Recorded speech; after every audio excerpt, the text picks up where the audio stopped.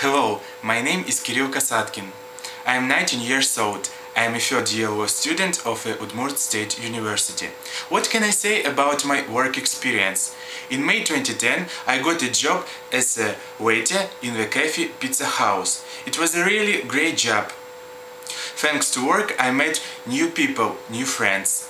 In January 2011, I got a job as a promoter in the advertising agency Idea.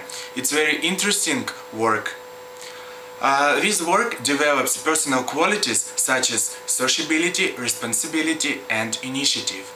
In December 2011, I got a job as a programmer in the Air Telecom company. It's very difficult but interesting work. What can I say about my personal qualities? I'm very sociable, so I have got a lot of friends among my group mates. Also, I'm very cheerful, disciplined, attentive and goal-oriented. My hobbies are singing, popular music, traveling and sport.